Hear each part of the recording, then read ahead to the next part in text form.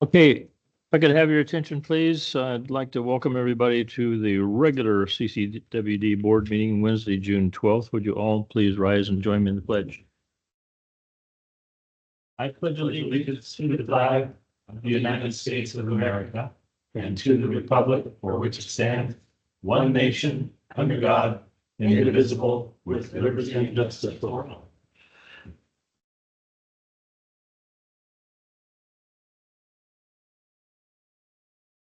All right, Kate, would you please call the roll? Director Underhill? Here. Director Ratterman? Here. Director Davidson? Here. Director Cicada? Here. And President Thomas. I'm also here. All right, now item number 2, public comment. At this time, members of the public can address the board on any non-agendized item. The public is encouraged to work through staff to put their place items on the agenda. And no action can be taken on items not listed on the agenda. Comments are limited to 3 minutes.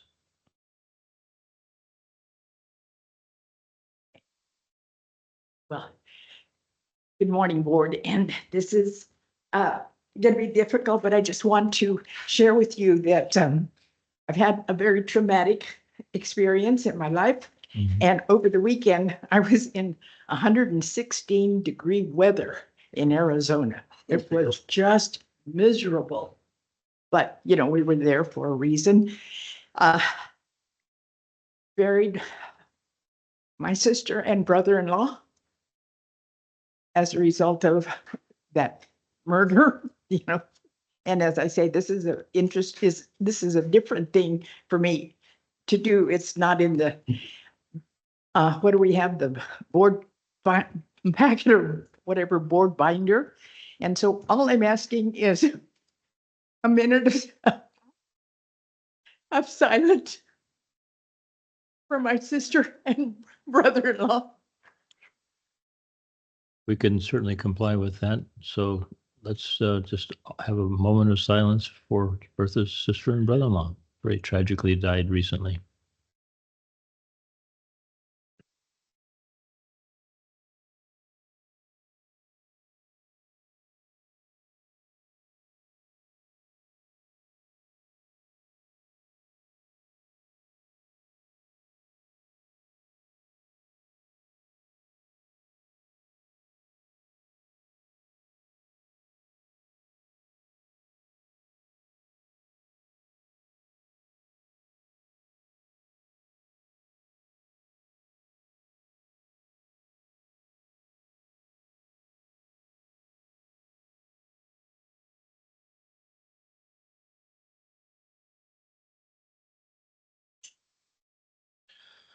Bertha, thank you for reminding us about this, and let me be the first to offer my condolences for your loss. So, absolutely. Well, that's right. You, I've been around for so long, you guys. You are my family. I feel the same way, Bertha. Yeah, thank you.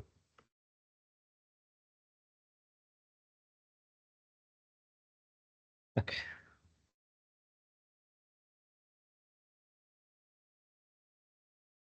Please come if you have additional items. Although not on the agenda, I'd like to introduce myself. I'm Patrick Roy. I live in the south end of Rancho Calaveras, close to Jenny Lind in Valley Springs. And this is my first formal step in announcing that, excuse me? It's Just feedback. Just echo. Okay. My first formal step in announcing that I will be declaring my candidacy for District 5 Director for CCWD in the upcoming election. Jeff, you've done a great job, but you've been there a long time. Good luck. So, thank you. That's all. awesome. Very good. Thank you. Good for you. At least you're stepping up. Nope. It's a good for you. At least you're stepping up. Most people just pop off. Honestly don't know if I've got enough years left in front of me to do what I think needs to be done. But somebody's got to try, and there's a lot that has to be done. There's a lot of things that our ratepayers need to become better informed about, and not necessarily from this end, but from their own end. So there's just a whole lot of work, and I don't know if if you're social enough to be able to carry that out, or at least get them angry enough to look at themselves. And that's kind of where I'm coming from on some of it. Very good. Thank you. Just comment about that there's pretty stringent prohibitions about campaigning for office on the property here. So you're just, I know you made an announcement, but trying to declare a platform that's just a little bit close to the edge. So keep that in mind.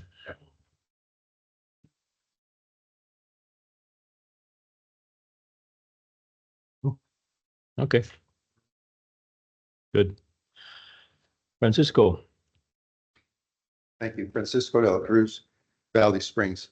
I want to thank, I believe it's probably Kelly had a big role and maybe some of the staff, the IT staff, Hitchcock, on the minutes improvements that have been made. I just have a request that when you're trying to find a particular public comment, it's not indexed the same way that, for example, the manager's reports are indexed. You can just go to the agenda and click on it, and it'll take you to the spot on the YouTube where that particular agenda item is discussed.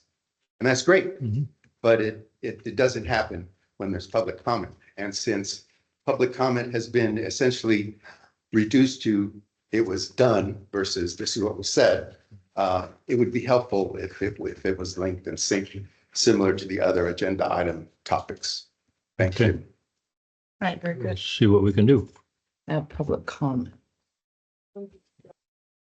Okay, anyone else online wishing to make public comment? I just turned it on. They jumped up and did what?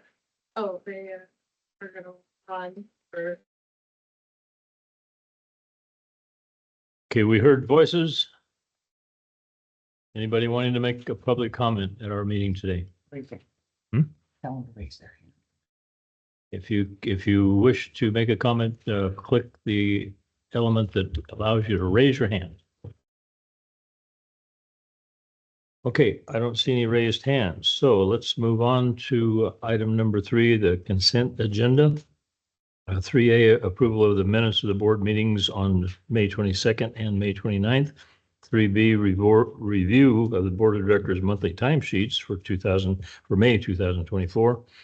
3C, ratify claim summary number 627, the secretarial fund, in the amount of $3,185,548.85. Are you sure about that 85, Jeff?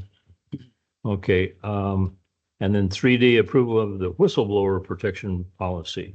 I'd like to pull item 3C, make a motion to approve 3A, 3B, and 3D.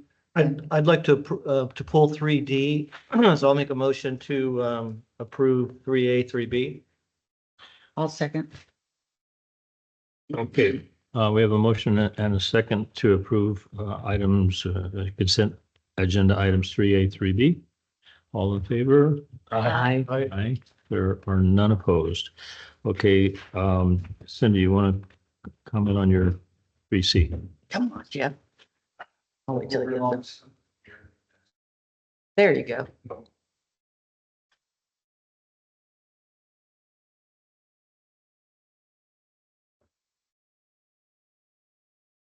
Yes. I want to start by saying I'm really enjoying the claim summary spreadsheet that you did. That's awesome. You made the changes we requested.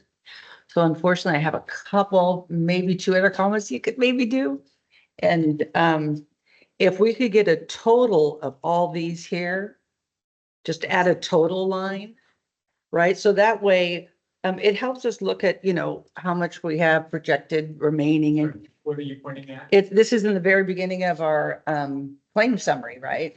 It helps us say where we spent some money on our CIP projects. It's the claim summary.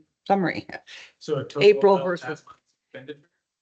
No, I just want the totals of each of these columns and then I'll work with it however. I mean, otherwise I have to, add them all up.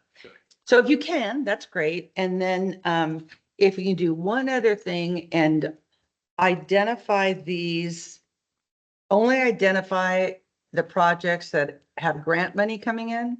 So for instance, the Westport Wilseyville, I believe that's 100% grant funded, right? And maybe you color code the, whatever, it is easier.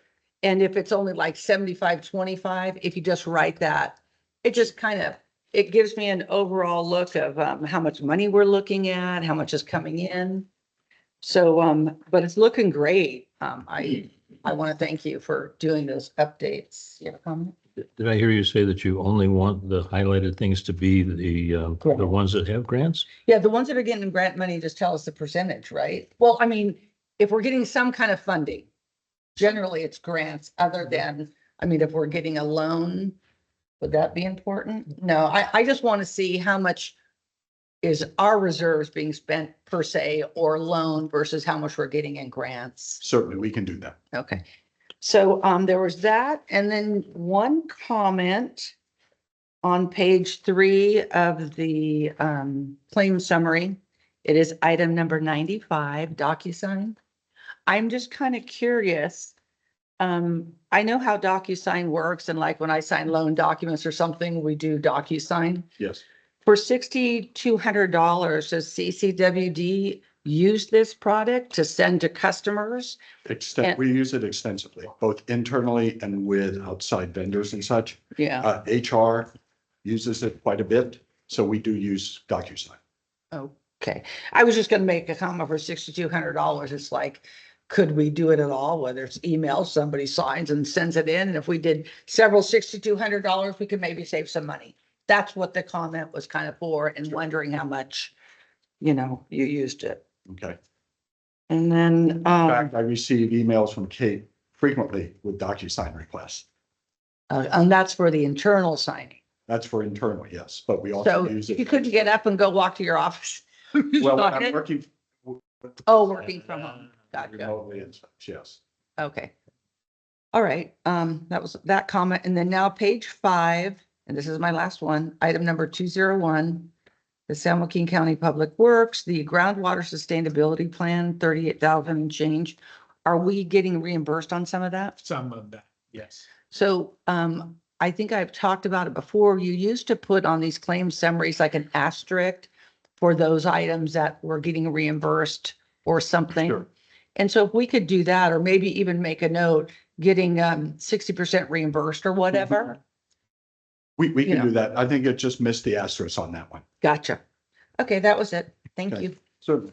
Okay, Jeff, I want to thank you for producing that element on this report. I won't harangue you anymore about wanting to know how much money we have left in the pot. So that's good. Yeah. You promise not to harangue me anymore? I appreciate the effort, and I promise. Okay. Okay, do you want to make a motion on? Should we do that? each one separate, or can we make a motion to approve? At this both? point, we should do each one separately. Okay. I'd like to make a motion to approve item 3C of the consent agenda. Second. Okay, we have a motion and a second to approve 3C. All in favor, say aye. Aye. Aye. Opposed? There are none.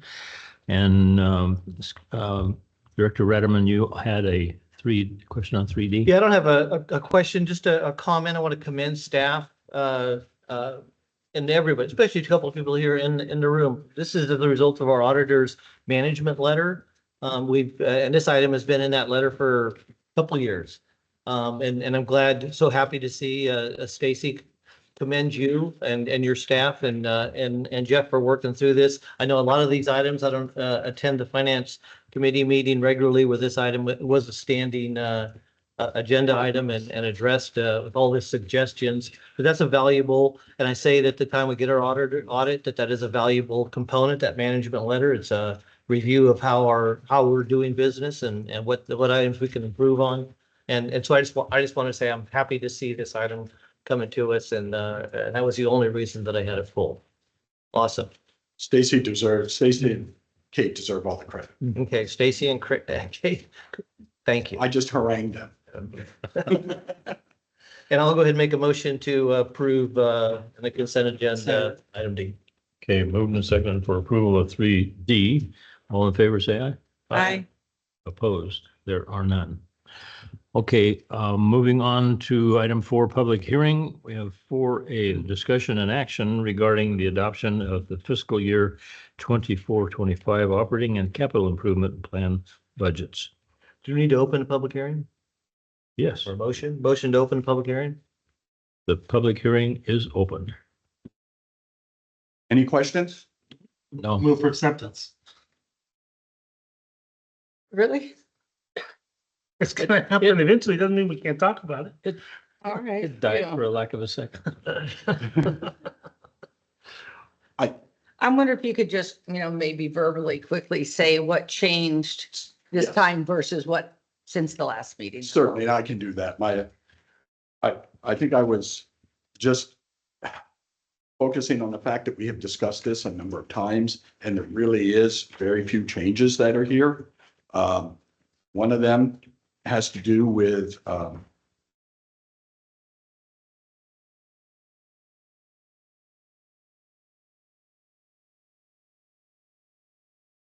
there we go.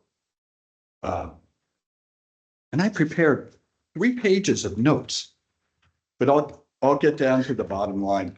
Some of the changes. Go. We, since we had the budget workshop, we added $20,000 in the water resources budget in professional services to complete the Sheep Ranch water supply reliability study.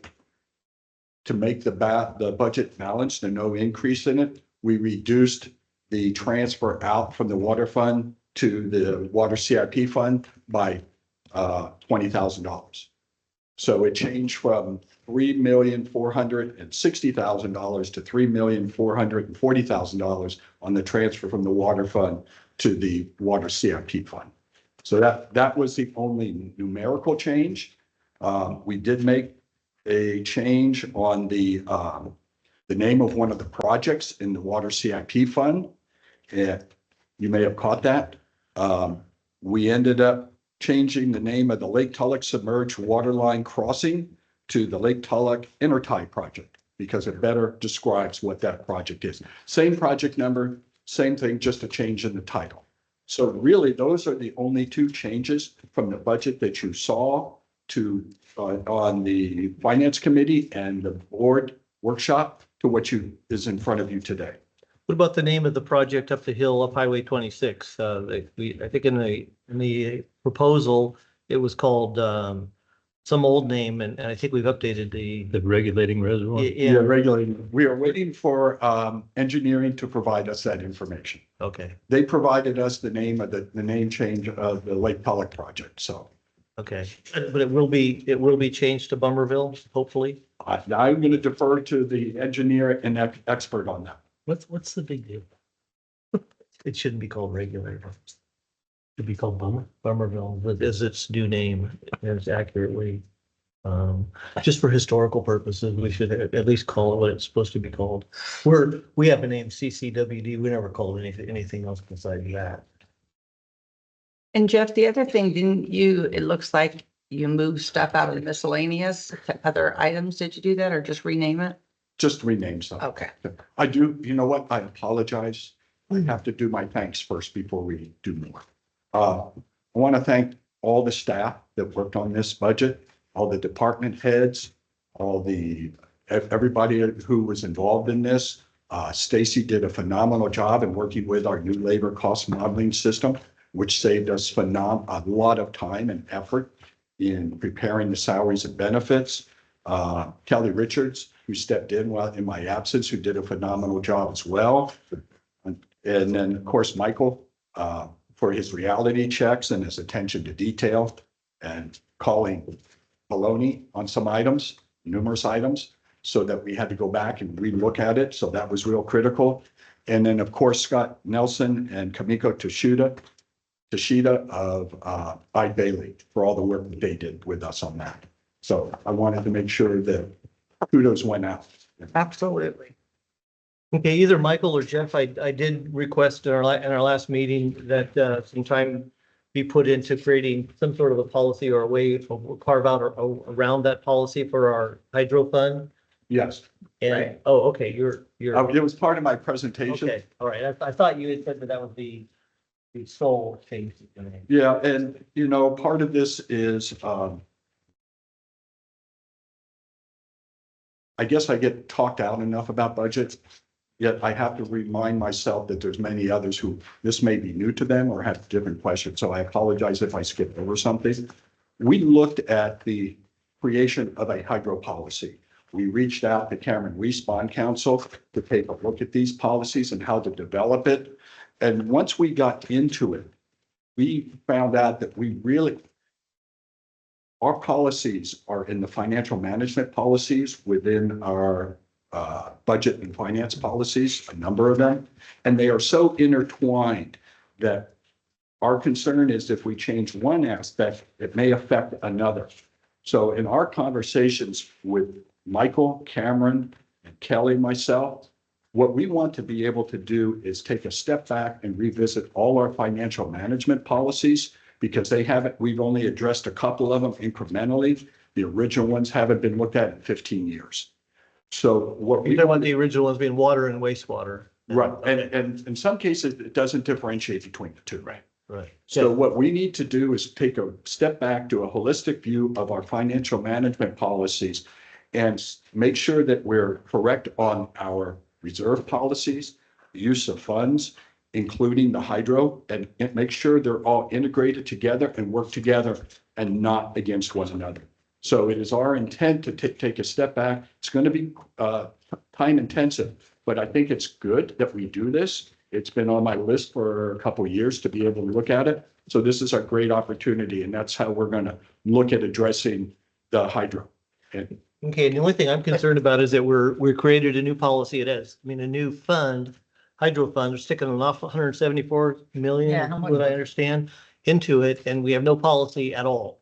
So, and I'm just a little more concerned. He says it's gonna take it's time consuming. Well, But it's I'm not just that we have hoping- no policy. We have, like, as Jeff said, all of our financial management policies apply to all of our funds, regardless of, we don't have water specific policies necessarily or wastewater specific policy. Our financial policies still apply to each of those funds. And we do have, budgeted allocation of those funds for this fiscal year. The question is developing new policies that are specific to that fund and how that impacts the other funds, which is what we want to be very deliberate about and very careful about to make sure we're doing it right and that we've already had some discussions with other water agencies that have hydro enterprise funds. And one of the discussions I had with a GM earlier this week said it took them years to get to the point where it was dialed in. And they started with a set of policies and they ended up with something very different a couple of years later because of kind of an iterative process of how to optimize that. And so we want to make sure we're learning from those experiences that other agencies have had. But there's no negative impact. It's not like there's, But all I'm looking for is a timeline, just an approximate timeline. I mean, we actually, Jeff and Cam had already developed some draft policies. So we're working on that right now. I would say it's probably going to take us, we haven't put a deadline on it yet, but I would think we need to spend a few months on this. yeah, and my So proposal. we're looking at August, September. Yeah, I'm thinking September to the board. My thought process is if this is okay with the board, is vet drafts out through the finance committee. Let them go through it. And then once we've gone through that process, bring it to the board. And they'll probably require 2 board meetings because I want to give your board an opportunity to truly see and go through each line item because it's rather extensive when we're talking about all the financial policies. Because then ultimately, I mean, if we have specific policies with a hydro, could that affect our loan to debt ratio or reserve counts? Yeah. In the other areas? And, also, so yes, and we need to make sure we're setting this up properly so that if if we intend to borrow in any of the funds in the future, that the policies are structured to be favorable for, crediting agencies and lenders. So Yeah, I can we see, have to be I can see the very, value of making sure that very they're all, careful about it how all we do sits together better. Yeah, as opposed to just creating one. and that was Cam we suggested as he looked through our policies. And obviously his expertise is issuing debt, but also does a lot of consulting on policies. He looked at ours and said, we can do a better job of laying out policies so financial institutions will look at that and have good confidence in what we're trying to accomplish. But I just want to reiterate, it's not that this is like unregulated fund Yeah. that we're creating. All of our policies still apply. We just want to be deliberate about how we structure new policies and the implications that it has. So pretty much, here's the budget, here's the fund balance. You can't make any more changes to this once we approve it without coming to the board. That means spending it or otherwise. We would have to Yeah. we would have to bring a budget amendment back to the board. Okay. In any event. And But we got the I'm glad you mentioned that because See. this is also, the first time we've developed this budget. So I would anticipate potentially having to make changes to this budget as this year, the work effort may change, how we calculate some of these things may change. So this budget, more than in the past, might be subject to more amendment than we've done, in prior years. And you're answering questions to which part of this right now? Whatever part you want to dive into, unless you want me to go slide by slide. Well, no, I was just, because I've gone through, of course, and come up with some questions in the beginning. Oh, certainly. Would you like me to go, are you talking about the PowerPoint or the budget document? Well, your cover on it, In the your narrative. background In the narrative. and staffing. and Oh, all in that. the staff report. Mhm. Yes, ma'am. But do we want to do that? And then maybe the slide will answer my question. I don't know. It's at your discretion. It's at the board's discretion. I'll make it quick. I'll make it quick. Sure. Okay. You're saying third party. I always have a problem with this third party, and I guess you guys know that the additional historical data has allowed for better budget projections. Approximately 81% of these costs are offset by fees charged to the users. And this is where we increased, or no, explain that to me. Okay. Tyler and, gosh, I can't remember the other, Springbrook. name of the charge. We get charged fees to allow our customers to use the online portal for credit card fees, e-checks, and so forth. So we have all those fees, and they were starting to escalate quite a bit. So about a year and a half ago, maybe, what's it? More than that. No, it's a little over a year ago that your board initiated an effort to have a fee charged for people to do the online portal. As we started last year's budget, we were just at the beginning phase of that process. And we didn't have a very good historical feel for how much on a monthly basis we would be getting charged for by Tyler and it's Global Pay, Tyler and Global Pay. And then we didn't have a real good feel for how much reimbursement we'd get. So this go around, we've had a year of transactional history and revenue history so that now we can have a better projection of how much our third-party fees are going to be through Tyler and Global. And that's where the costs for those have gone up significantly on that side of it. But we're also getting an increase in our fee revenue. And that fee revenue, it's somewhat proportional. Our fee revenue covers about 81% of our third-party fees through Tyler and Global. And that's what I was kind of alluding at, pointing out in that section of my staff report is, even though we are charging fees, we're not recovering all our costs in that.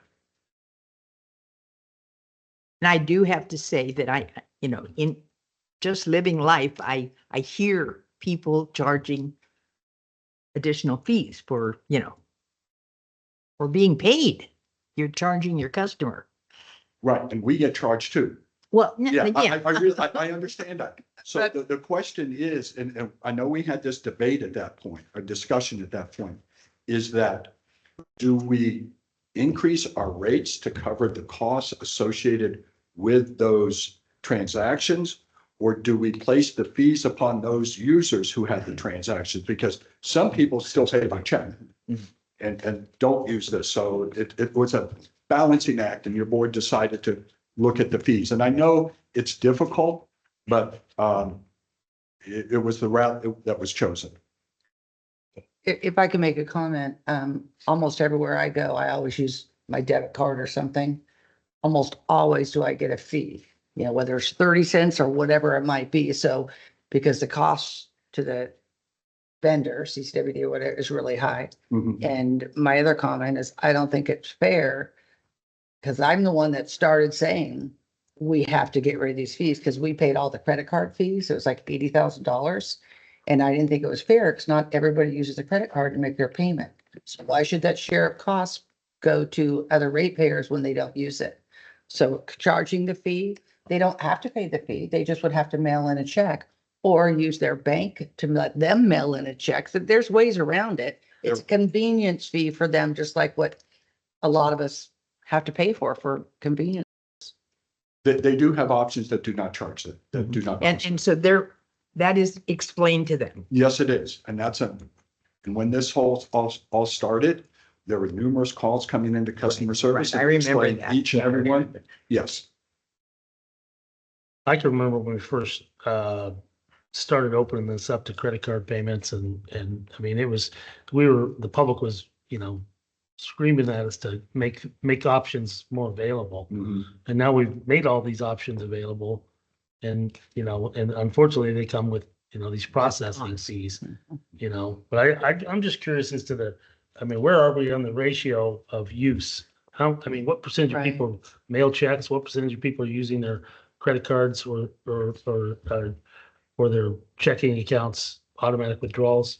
Do we have any ideas? Keep track of that. I believe Kelly would be able to provide that information and at the next board meeting or finance committee. It would be good to have a snapshot of it. Sure. Because, maybe if we took some of the expensive options away, if there's,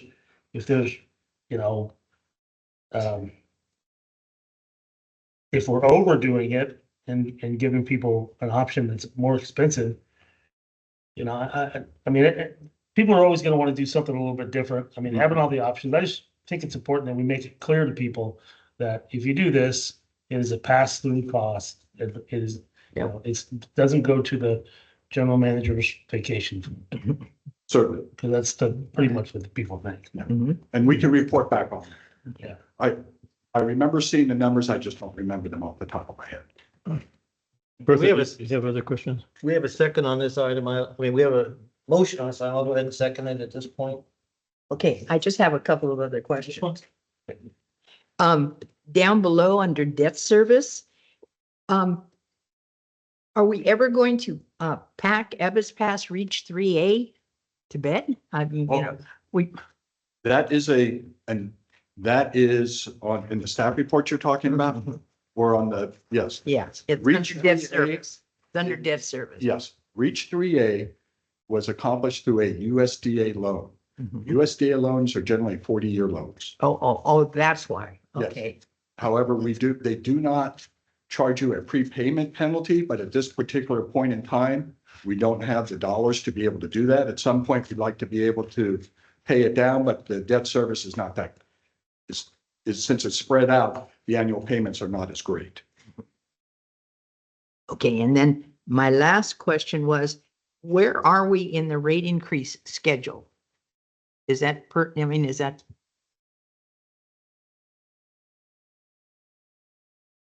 Last year, on October 16th. Right, that was, I rate remember that. Increases, yes.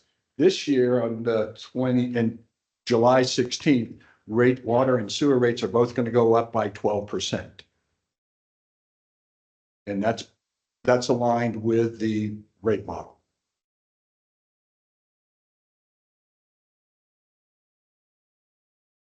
And there is a slide I can show you what the budget would look like if we did not have the slide, which I showed last week in the prior finance committee. And here on this is on the water side, you can see the incremental increase in revenues for each year. Remember, this current fiscal year, we didn't get the whole year worth of revenue. So there's going to be a little bit more added to it in this for this year. And then the additional revenue for this year is just under 1.8 million on the water side. And that's also in your, So we're 22 and then next year we're 12 and then 13. it was, just one second. No, we're not. My eyesight isn't as great as I it think used we to have it. be. 22 for the first year, Or is it there? 12 in fiscal 24, 25, 13 in the next year, then it drops down to 7 and 7. Now, remember, this is not what the original rate study showed that our financing needs are. We did some shift in the CIP projects, and then you took it down even more. So, yes, and we're committed to working within those parameters. And for sewer, it is 12, 12, 12, 6, and 5. That 12 for sewer is the 22 for, equal to 22 for the water. Yeah. Say that again? Yeah. So you said 12 and 12 is, No, no, no. oh. I okay. said the 12 is like the 22 for water. Okay. All right. I just want to make a comment, Jeff, about the usefulness of these pie charts. They really make it easy to visualize the in a more understandable way, the somewhat confusing figures above. So It does help to put it into perspective. appreciate that. Okay, and Jeff, you made a motion earlier on and nobody paid any attention, but I think Scott did a second. just did. So, Just had a delayed response. okay. Didn't want to leave him hanging the whole meeting. All right, we have a motion and a second to approve this budget presentation. So would you please poll? What about public comment? Yeah, and President Thomas, I do want to remind the board that there's actually 2 resolutions on this. Okay, First for the budget, both operating and CIP, the second for the personnel allocation. Do we take them separately? Yes, sir. Yeah, okay. So what was your motion on? Public comment and then we'll come back to those. On the budget. okay, do we have public comment on this item?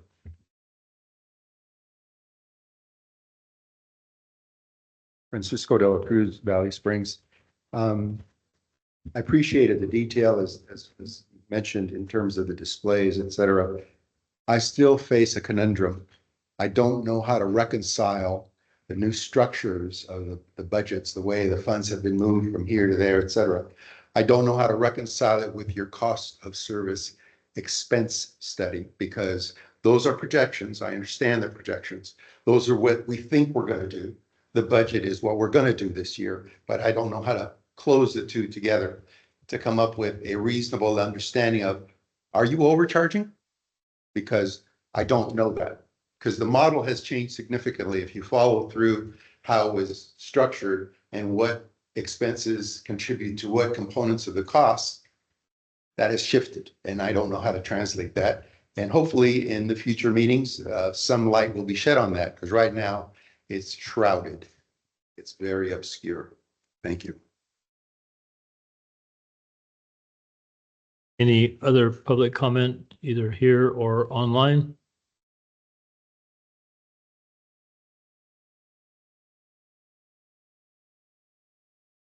You said, Mike Ruddy. Oh, Michael, that comes here probably. Yeah, Rogers, there you go. Michael Rogers, are you online wanting to ask a question or make a comment? Yeah, can you hear me? Hear you now, loud and clear. Oh, great. Okay, just kind of along Francisco's line, when I look at my bill, wastewater is like 60% of my total bill. It's not water or water consumption. And when I look at Jeff's pie charts and data, which are very helpful, thank you. When I look at salaries and benefits, service and supplies for wastewater, it's like 62% against revenues. And for water, it's like 74%.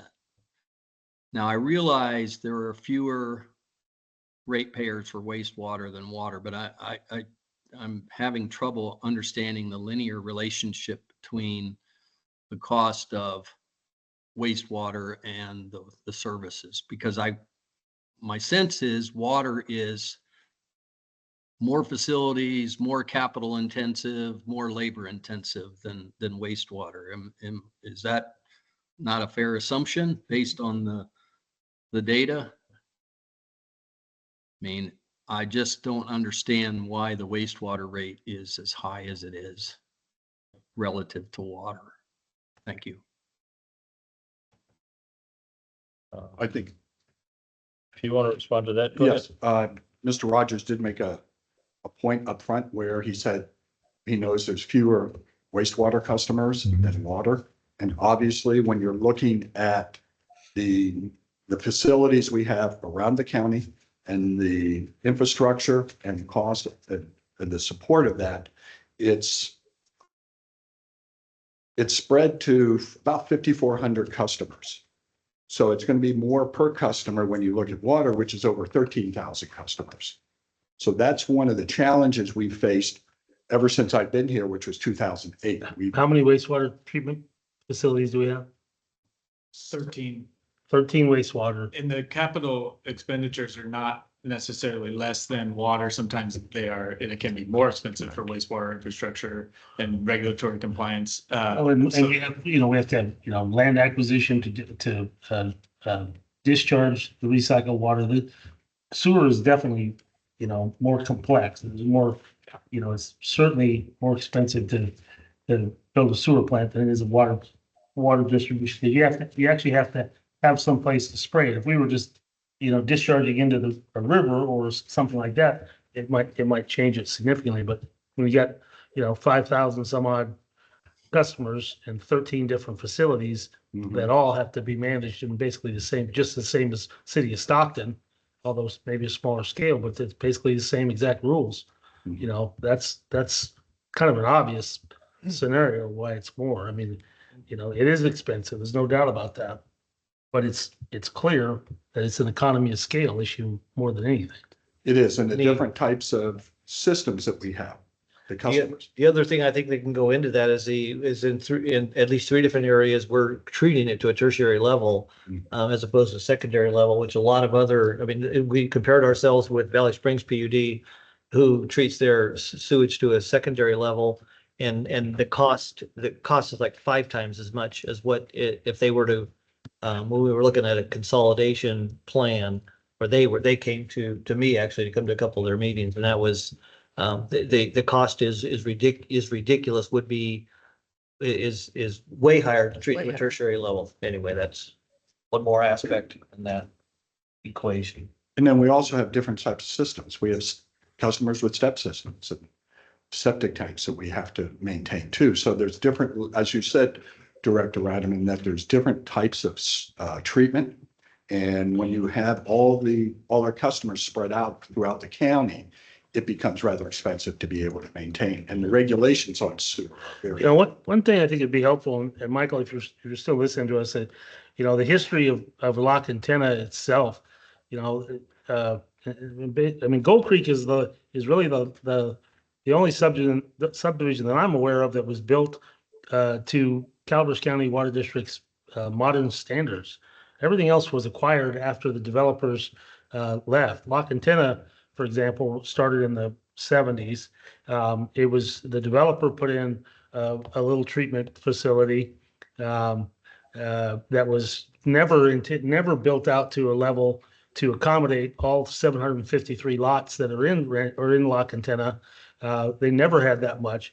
And in the late 90s, when they developed the 8604 assessment district, they borrowed $11 million from bondholders to basically finish the La Cantera sewer treatment facility, or at least that was the goal. With other people's money, more capacity was added onto La Cantena, and then La Cantena, the developers gave the system to the water district back in those days. I mean, that happened before the 90s, but and with very little compensation. I believe they gave us 3 lots. The 3 lots on Huckleberry was their compensation, and they basically gave a system that maybe had a third of the capacity of the subdivision that they created, and the district took it over. So I mean, the history of these treatment plants, it isn't anything that we would do today, but we've inherited them or acquired them over the years out of necessity, because the developers and sometimes other small agencies that just can't manage them anymore, they have to throw up their hands. So one of these days it'd be interesting to get a history of, like in Rancho Calaveras, built by Boise Cascade, to who knows whose standard. It wasn't ours. No backfill, no compaction, just put the sharp rocks back in the ditch and move on and sell the lots. But the district took it over, and whenever that happened. But it'd be interesting to get a history of when each of our facilities was acquired, and under what conditions we acquired it. Just as the history lesson, I think that'd be valuable for people. Jeff, it's like, did CCWD have an option to acquire it, or did the county say we had to take it, or LAFCO or something? No, I don't. Well, in my time here, I don't believe LAFCO's ever, I mean, there was a little while where they were trying to get some consolidation, but I don't know that they ever insisted. Yeah, it's funny you bring that up. I haven't heard LAFCO brought up in several years. Yeah, I don't know that any of ours were mandated consolidations. I know that is a direction the state is. But even, just to make it clear, recently, when we Wallace is the most recent. Wallace, but we required that they bring their system up to our current standards. Right. And that's what we would do of any agency that came to us today. For instance, say Valley Springs PD, if they, one day they'll be held to the same standard we will. And, they'll have to, if they want us to manage them, they'll have to bring it up to our standard, and that will be by issuing a bond and making the improvements, and then we would. I think we're still bringing Wallace up to our standards, and we did acquire their bank account as well. That was negotiated with their attorney at that time. Oh, you can have several of my bank accounts too. It doesn't mean there's anything in it. And to follow up on your point, Director Davidson, when you're looking at older facilities, we're looking at improving those facilities. West Point Wilseyville Consolidation Project, grant funded. We're consolidating those to make it more efficient. So it does take time to go through and upgrade these older facilities to modern standards. But that's a facility that on its own, we would never be able to afford to make those improvements. Because there is no growth there. That would never happen if it wasn't for grant funding, because there just will never be the growth there in our lifetime. Yes. Are you through? So just to follow up, Jeff, just to follow up on your comment, Jeff, if I may. You brought up La Cantena. I think I recall in a previous meeting, a discussion about capital improvements to the wastewater facility at La Cantena, but that's not in the current 5-year CIP timeline. Is that correct? Is that? There are costs associated with La Cantena in the current timeframe, yes. There are. Not a complete overhaul or replacement, but yes, we are doing work on that facility during this 5-year period. I thought I saw maybe there was some lift stations or something going on in La Cantena, but yeah, hey, Jeff, that I appreciate the historical perspective. I think it would be helpful for us to understand how we got to this place, because clearly, these weren't built to standards, or you inherited them and so on. And obviously there are ramifications for all us ratepayers as a result. But thank you. That's the one I kind of struggle with. I understand water, but I don't really understand when my bill's 60% is wastewater. I mean, again, I understand there's only 54%. About our history. Anyway, thank you. Thank you. Okay, thank you, Michael, for those comments. And Mike, do you think we could do some kind of a town hall or something that talks about, you know, when CCWD was formed back with the county to ensure water for the county? And then they took over their first, I think it was West Point was their first taking over in the wastewater treating and the water, you know, just do a history, a nice presentation to show how we are today. And it would talk about what Jeff just talked about. We did some of that around our 75th anniversary. Yes. That presentation included kind of the Yeah. chronology. I think that we would be could important again. expand on that and talk more about the Even specific having individuals. something on a little documentary on our website or something even. Yeah, absolutely. Because that was really informative. That 75th birthday was a nice, I think that's a good suggestion. it yeah. was, yeah. We'll Okay. expand on that. all right, let's get back on track here. Any other public comment online or otherwise? All right, we have a motion in a second, so I'd like to get this thing voted upon. Would you please poll the board? Director Underhill, Yes. Director Ratterman, Yes. Director Davidson. Yes. Director Cicada Yes. and President Thomas. Yes. Make a motion, we adopt the next resolution for the personnel allocation for fiscal year 24-25. I'll second.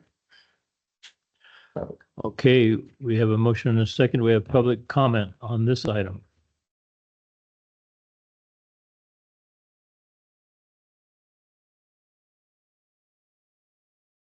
No?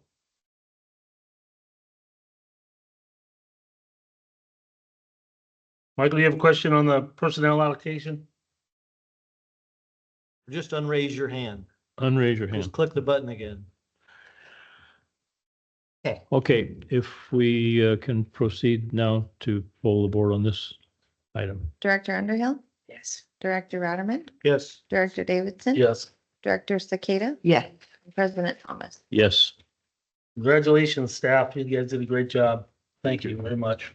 Thank you, members of the board. Thank you. Yeah, I was just gonna say the one acknowledgement, Jeff, we should probably also add though is, you know, a lot of engagement directly from the board on all of this. I know this might sound a bit self-serving for me to thank the board, but there really is a tremendous amount of engagement from the board on the budget and really appreciate the extra effort that goes into it and from members of the public as well. We benefit from all the questions that we get and, you know, force us to have to take a second look at things and all of it is really productive. So to the board and to the members of the public that have been engaged as well. You know, And, it's and helpful. more specifically to the finance committee who has looked at this budget and, over the entire year. Like, Yeah. congratulations. Couldn't have done it without them. Thank you all. Kudos. Thanks. All right, moving on to item 5, new business. We have 5A, discussion and action on issuing a contract amendment to PBI Engineers for design and engineering of the Lake Tulloch Intertie project. Good afternoon, Mr. Singh. Good afternoon, directors. Today, I'll be talking about the professional services agreement that we're looking for approval from the board for the intertie between Lake Tulloch, between Poker Flat service area and unit, what we call Unit 8, in where the water treatment facility is at.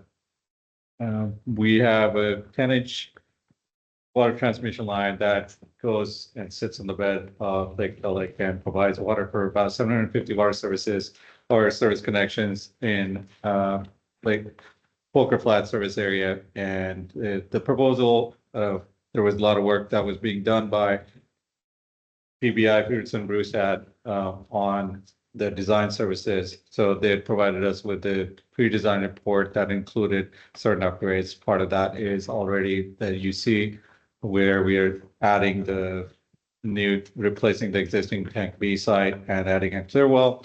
And then there's also a scope of work that was being performed by them in terms of adding another pump station at the water treatment facility and a new transmission main between the clear wells and water treatment plant and the sea tank.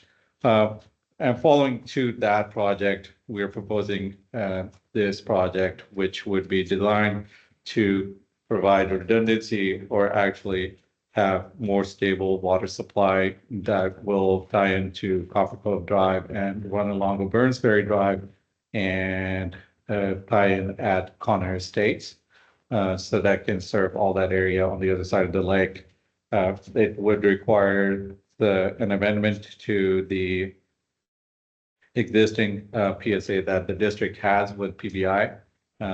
Their contract amount is $366,000 to provide design for that. I move for acceptance. Second. Okay, we have a motion and a second. Do we have any public comment on this item? Nope. Just have a question. This has already been in our CIP budget and stuff, right? Yes, ma'am. Okay, so there's no changes to that. Okay. And this was discussed, See it right here. this was discussed extensively at the engineering committee too, so. Okay, we have a motion and a second. No public comment. Would you please poll the board? Director Underhill, Yes. Director Radaman, Yes. Director Davidson. Yes. Director Sakata Yes. and President Thomas. Yes. Okay, moving on to 5B, we have a discussion and action regarding award of engineering and design contract for the Huckleberry Lift Station Improvement Project, CIP 15092.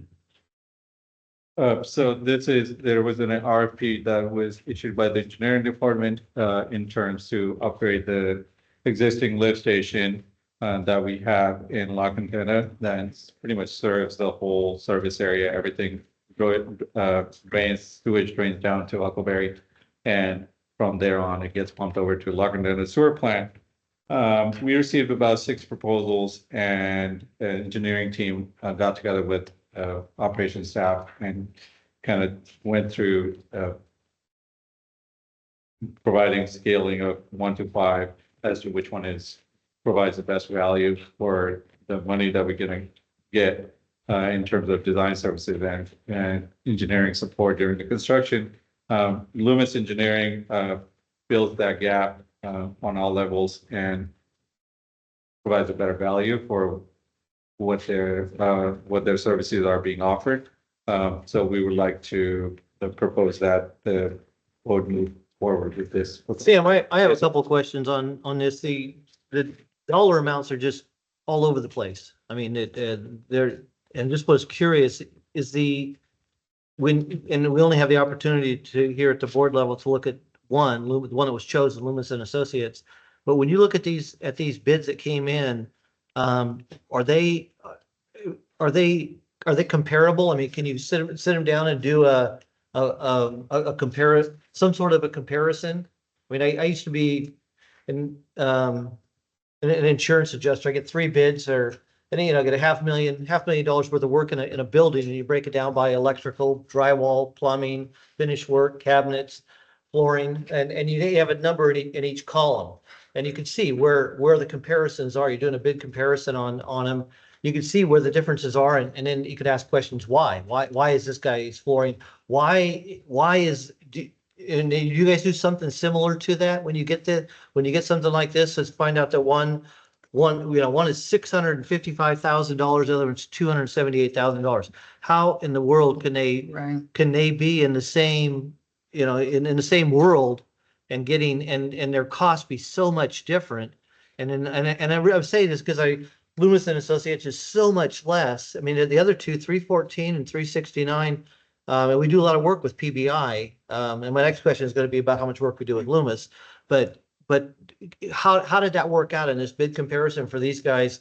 How can this happen in this day and age if they're studying and actually doing some work behind putting bids in? That's a very solid question, Director Radaman. So when we get a proposal from any of these consulting firms, they actually have to provide us with their scope of work and their understanding of the project. And so we actually try to follow those guidelines in making sure that these consulting firms are providing and they have a better understanding of what their project is. And when we look at the hours that they are providing and they're charging for each of those tasks that are being associated with each project, there's a scope of as to how many hours it would take to perform that task, specific task. So sometimes we see that there is a variation. If there is one consulting firm that might be charging, let's say for a certain task, they're charging 100 hours. The other one might be charging 200 hours. So that's the disparity that you can see. But then you actually, as a selector, you actually have to make that call and ask questions from the consulting firms as to, hey, what is there level, is there a gap between understanding or what the district was asking for or what you guys had proposed? So something like that. But in the end, when it comes down to the rating, we have to make sure that everybody's on the same page and their understanding is, and the other gap is the billing rate. So their billing rate is lower than the other ones that we have. And they do part of their work in Nevada, but they also have some offices here in California. So that could be also a big variation too, when it comes down to cost. Okay. Yeah. Also with Loomis, with the cost difference, they have a lot of their own in-house. So they have their own in-house geotech, they have their own in-house electrical. So there's not a whole lot of subs as far as in their proposal. So. I've worked with them before. We've had good experiences. So With with, Loomis? Okay, good. with the one Thank that you. you're selecting, was the differences in the amount of hours and the cost? Is that how you saw the differences between the other bids? Yes. The hours of cost? And is there, anything that they might say, well, if we get this wrong, we can charge you more money or anything like that? No, if there is something, if that's already been defined as to what the scope is, what the district is looking for, if there Okay, is so an anything. add-on, something. Yes, ma'am. So if there is an added item that the district asks for, then that's something that we'll have to negotiate on. So when engineering goes through this and you have the selector, let's say it's you say, yeah, this one, I've looked at everything, it's all good. Is there another set of eyes that looks at it just to make sure? So when we do this, we actually set up a team. Okay. The engineering staff, there is 2-3 members of the engineering. And then we talk to operations staff, make sure that they're in agreement and what their understanding is of the project and what they're seeking out of it, we will get in the end as a product. And I like that it's less, but I want to make sure you get what you want Yes. to get. I have a question. Yes, ma'am. Change orders hasn't come up in a long time That's a good When we're- thing. 'cause when we're you're discussing looking at projects. Yeah. What is the current policy as far as change orders concerned? So I'm not familiar with, in terms of what exactly is in the policy for change orders. But if there is a change order, there's a change in scope of work that has to be presented to the authorizing body and they have to approve it. And if there's a amount that exceeds their ability, then it comes to. Then it comes back to the board. Yes, ma'am. Right. Mm-hmm. So, okay. Is there, I mean, are you Well, seeking? no, because I remember in going through projects, how much change orders impacted our approval and everything. There's a scope of work here that they have to accomplish. For there to be a change order, the district would have to change the scope of work. And they can't, I mean, they have to do everything that they committed to do in the contract. Hmm. If we change what the end product is, Mhm. then they would have to come back to us Right. with a proposal. So you're pretty tight on what you've asked and what they're willing to do. As far as their proposal goes, yes. Mhm. And for what your team feels needs to be done. Yeah, so Right. that was the other thing is like, even though they, like, because of the price that we got from them, they were rated at the top, as part of the top 2, considering their understanding of the scope of the work, and the product that we've gotten from them and the staff that they have on board. Thank you. Okay, Sam, you've been around here long enough that I'm sure you remember a company whose initials are Lee and Rowe. Yes, sir. Let's not let that happen on this project. Follow up frequently and thoroughly, just to make sure, okay? You will. Thank you, sir. All right. Yeah.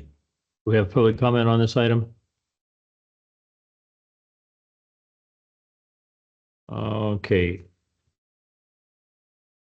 You make a motion on this?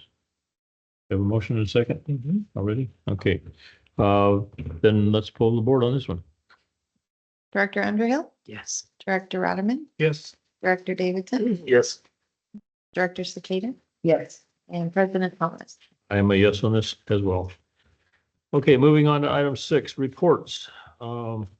Report on the May 2024 Operations Department by Pat Burkhart. Hi, Pat. Hi, good afternoon, President Thomas, directors. Damon's on vacation this week, so I'll be standing in for him. It's big shoes to fill, so Literally. I'll do my best. Literally. Yeah.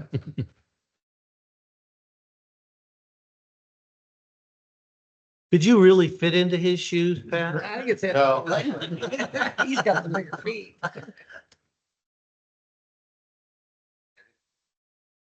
Look at that. I don't know if he told you, but he's been really trying to make these quick. I We got 3 minutes. So here we go. It's kind of a neat thing.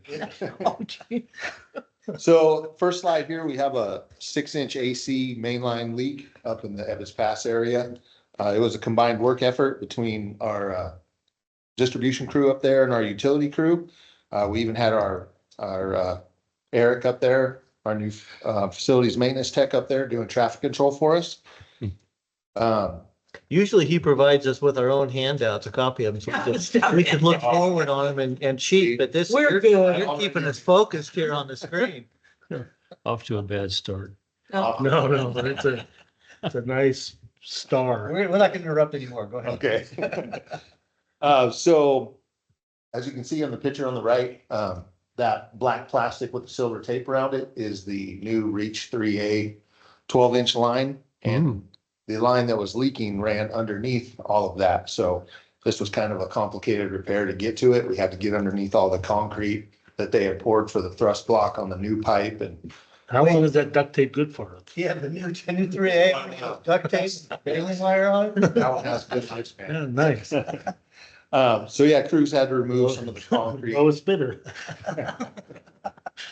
And cut out that section of pipe that was broke. So they used a couple IMAXs and put in a new section of PVC and got it repaired. So next we have our construction crew has been working down in the Jenny Lind area for the last 2.5 months or so. And they've been focusing on replacing fire hydrants and inline valves. Our Jenny Lind distribution crews played a huge effort in this work effort also. They've been assisting and working with customer service to do the notifications and door tags for the shutdowns. And they shut the water off for the construction guys. Then, turn everything back on and help flush when the job's over. So on the left, you can see on the pipe to feed the hydrant, there's no valve. So we run into that problem constantly. So we have no way to shut that hydrant off if it had an issue. So on the right, when we install all the new hydrants, we make sure we call it a guard valve. The crews put in a valve. That way, if there ever is an issue, we can just turn that valve off and there's no customers affected and we can do repairs to that hydrant. So there's just another picture of one on Kane and Bergsma they did, and again, installed a guard valve. This one was on Blake and Berkesee. And then you can see they have the hose hooked up. So that's just when they were done, they're doing their flushing efforts and ran the hose off to the ditch line so they didn't disturb all their nice fresh dirt. And then these are some mainline valves off of Highway 26. Pat, on that previous one, it looked like that you actually replaced the hydrant. Yes, Okay, all 3 of those were full hydrant replacements. okay. Yeah. So this was the mainline valves off of Highway 26. We actually had the utility crew and the construction crew the same day. We did one shutdown. The construction crew replaced these 2 valves, and then the utility crew replaced 2 valves that were farther up the street. So we did 4 valves in one day during one shutdown. So that was a huge work effort. This is another valve on in-lock antenna. That's just the old valve before they pulled it out. That was another full replacement. This is our Evans Pass crew, and they're using our Bad Elf device. and it's for GPSing. So they're going through all the blue lines there are the water lines. So this is kind of a complicated area. So they go out with a bad elf device and they shoot the GPS for these pipes. And then it will incorporate that data into mobile MMS. So the picture on the left is mobile MMS as it is now. And then the picture on the right is all those silver tabs are the data that they were able to upload through that bad elf device. So all the GPS coordinates and any data they put in there is in those tabs, and then mobile MMS will go in and they can update the map based off all that data. Could you use that for US, US dig purposes for USAs? identifying? Yes, thank you. Not really. We use our locators for that. This is kind of just to make sure stuff is. So, but if you had this updated on the map, doesn't it give you information as exactly where it's located? Yes, And, oh, that's right, because USA, they require you to mark it. that's, never yes, mind. exactly. Sorry, yeah. Yep. And then this was one of our electricians, Jared. He was at lift station 7 in Poker Flat. We had a comms failure. So he was down there diagnosing that. And if you notice, the tree is grown into our antenna there. So he took the handy dandy bucket truck and cleared the limbs off of that antenna. So now it's nice and clear for our telemetry. Cindy? Yep, the Cindy truck. I can throw that in there. And he rescued several cats. And then next is some more work our electricians did. This is the old #1 ozone generator that failed at the Copper Cove water treatment plant. So they pulled the old one out. Those two black cabinets in the back are the UPS systems for the new ozone generator. That generator is still in transit. So they went ahead and installed the UPS systems and then put in all the conduit. That way, when we get the new generator, it's pretty much plug and play. They can throw it in, run everything, and we can get that back online so that we can get back to our ozone treatment in Copperopolis. UPS stands for? Uninterrupted power supply. Thank you. Yep. So that's just another picture of the conduit and everything that they put in between the two units. And then this is our CAL FIRE crews. We were able to get some days with them. Nice. They went down to our house property there in Jenny Lynn by the water treatment plant and did some clearing and weed eating. Cleaned all that up. When did that occur? Huh? When did that occur? I want to say 2 weeks ago. Yeah. So, I was by there right before that and it needed cleanup, so that's good. yeah, it was pretty recent. So it looks good now. Mhm. They also went out to Southworth and did some cleanup out there at our wastewater treatment plant for us. They do great work. They're an asset to have, keeping our facilities. The right price too. Yes, absolutely. So with that, that's it. And then that's King Ron. He's kind of our go-to guy with the crews. He takes them all to all the sites and kind of explains what they need to do. And so they cut him a throne out of the stuff at one of the locations they were working. So, That's awesome. and Thanks, that's it. Pat. Any questions? Excellent job. Yeah, Good very job. good. Awesome. Thank you. Perfect timing. All Right, right. Jeff? Yeah. Thanks, Pat. Good Thank to you. finally see Ron get the respect he's deserved. His own throne. Long overdue. 6B. Yeah. All right, I think why don't we fairly brief. We've had a few committee meetings since our last board meeting. We had a day, a heck of a day last week where we had quarterly utilities meeting in here, coordination meeting in here. We had a legal affairs meeting that day. We had an engineering committee that day, and then we had a Jenny Lynn A to B construction town hall in Jenny Lynn that night. So that was a heck of a meeting day, and all good though. And the town hall meeting went really well. Kelly Gerkensmeyer, of course, as we've come to expect now, did a phenomenal job in his coordinating the event and his presentation with the help of engineering staff and operations staff. We had a big staff presence there to answer questions. Not a huge turnout from the public, but some really good discussion, some really thoughtful questions, and some really good discussion. So hopefully the folks that were there can help spread the information. And that is really, we're at the beginning of that construction project. The focus was on the Jenny Lind A to B construction impacts. And we committed to the public that we will, that won't be the last one. We'll continue to provide updates as the project moves forward. Where Kelly's working on the new website will be live sometime this week, or sorry, sometime this month. And so he's working on improvements that will allow us to provide project-specific updates more frequently to the website, and then also periodically do town halls as we enter into different phases of that project. It's going to be a significant, 18-month to 2-year construction project with a lot of traffic impacts. So we want to make sure we're keeping the public informed of the impacts as we move through the neighborhoods. And I think too, just want to highlight, over the last couple of years, we've been working better with Public Works and coordinating their paving schedule and our work schedule to make sure that we're not cutting into new pavement, and they know where we're working, and if they're going to pave, they're going to come in after us.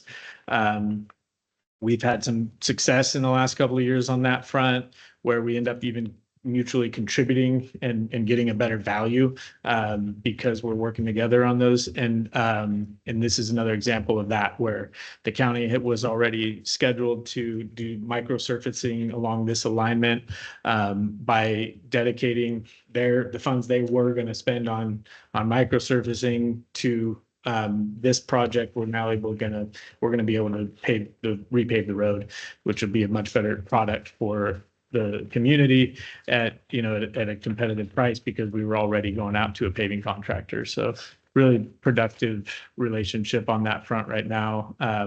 And just grateful to the county for working with us on it. I think we're still waiting to sign the agreement, but we're very close. So I think we have an agreement there. So town hall was good. Committee meetings have been good.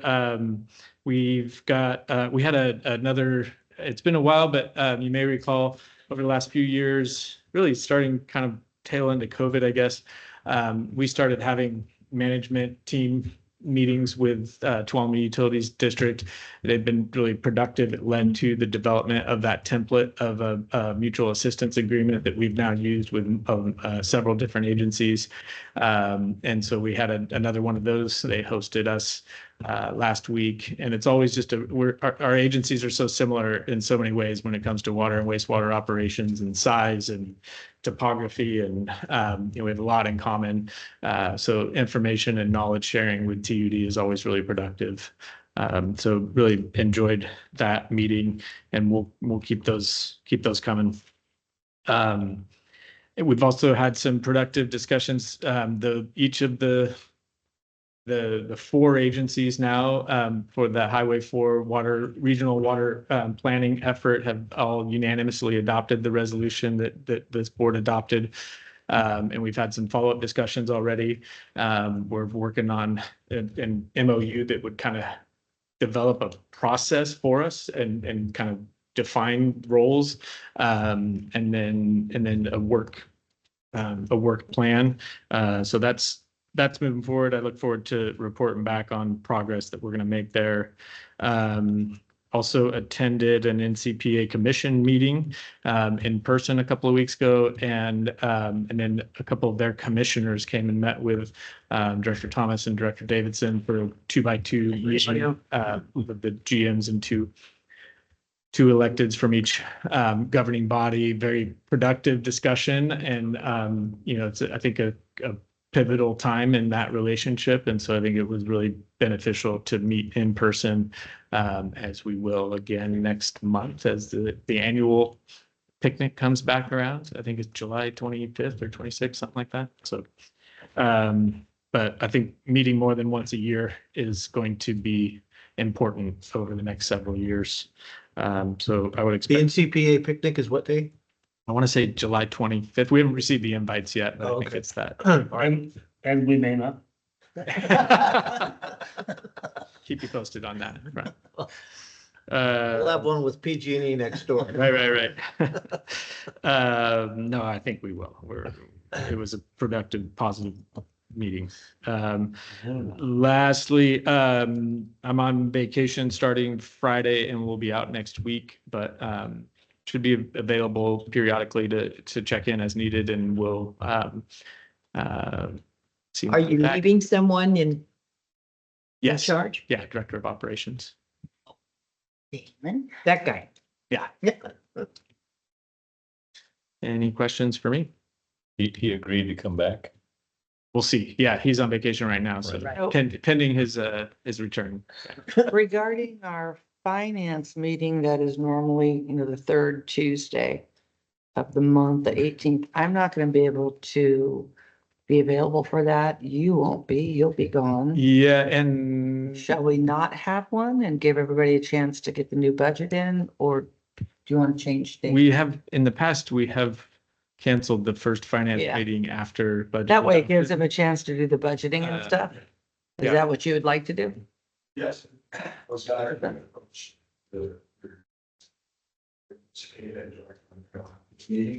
The suggestion be canceled. Well, that works for me because I can't be here. So Bertha, are you good with that? Oh, yeah. Okay, that's All right. so. And then also with external relations, Kelly G is not available at the next regularly scheduled meeting time, so we're looking at moving Shall that we- time too. You want to? But we don't have to do that right now. We Okay. can follow up with you on that separately. So that meeting was scheduled for the 25th, the 25th, external yeah. relations.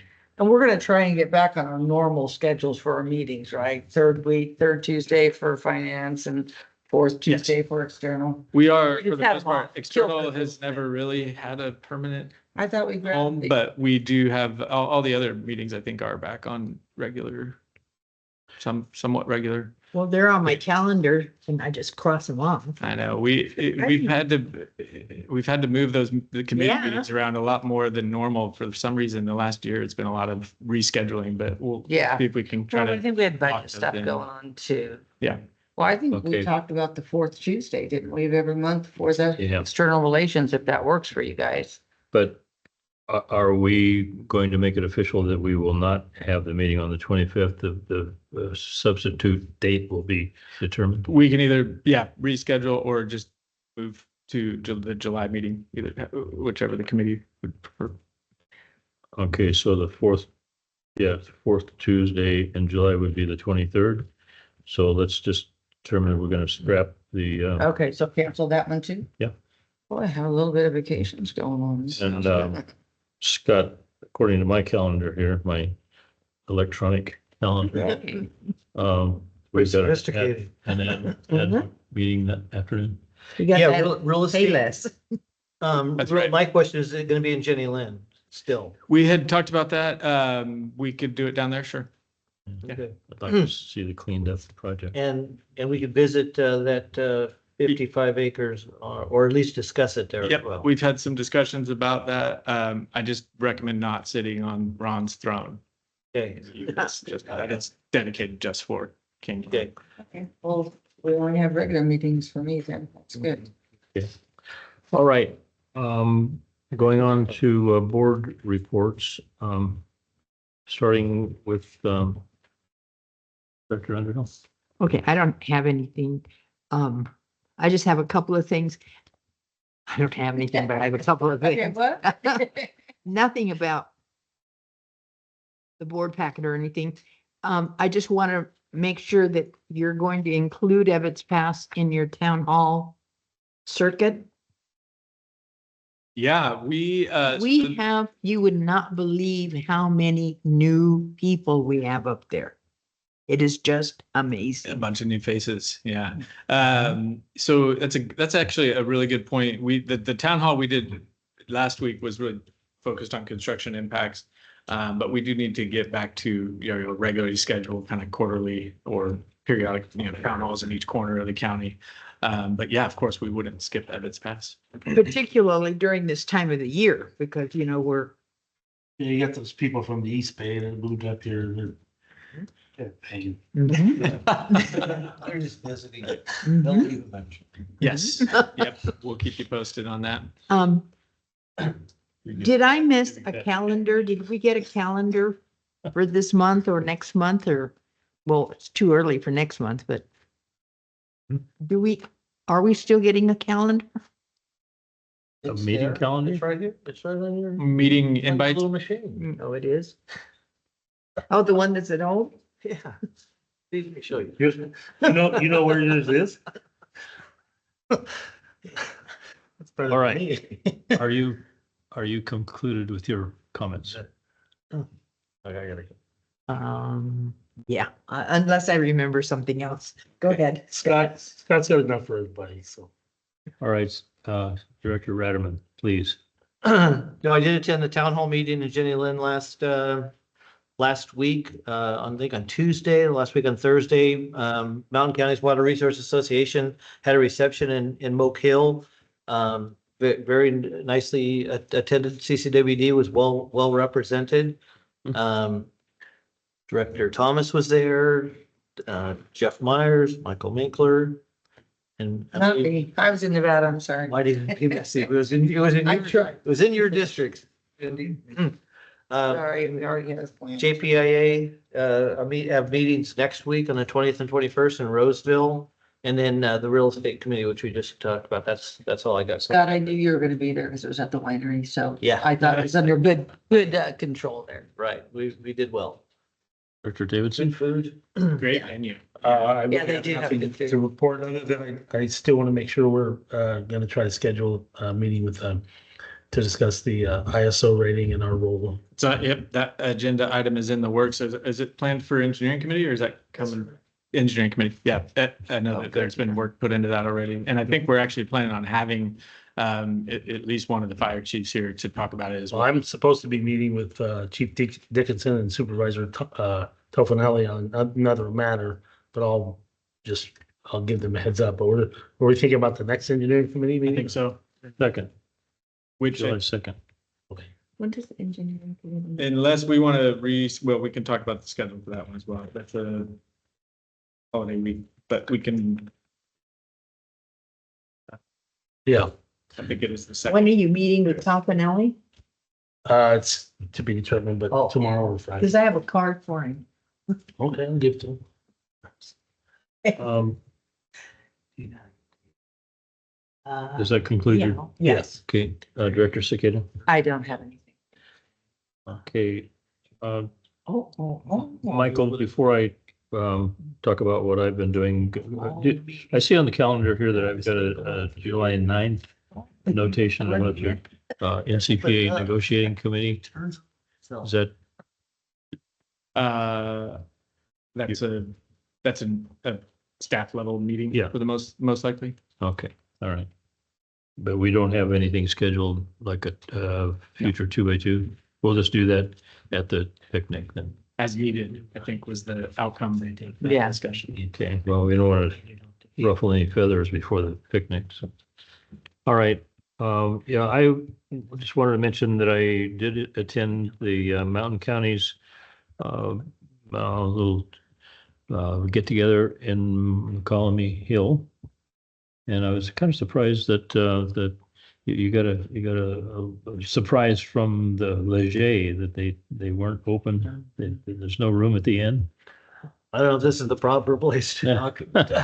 There's nothing good to say about that, but, No, okay. Yeah. But pizza was wonderful. It was good. yeah, they do a Yeah, good, good flatbread and Brussels that's every, sprouts. that wasn't special for us. That's every single Thursday Yeah. night. We requested the live music. They usually have live music on Thursday night, but Mountain County's brought that to Moke Hill, but the flatbread's there, wine and beer every single. The Thursday. taco, those street tacos that they have, those are really good too. Okay. I really wanted to go, but Yeah. good. It's a good spot. I had an interesting and enjoyable conversation with a member of the Amador Water Agency, Susan Nice. Peters. Yes, very pleasant woman. So I think that's all I have to report. Now, moving on to the next thing is I want to remind everybody that our next board meetings are going to be on June 26th and followed by July 10th. And we're moving into some closed sessions. 9A Government Code 54957.6 agency negotiations. And then we have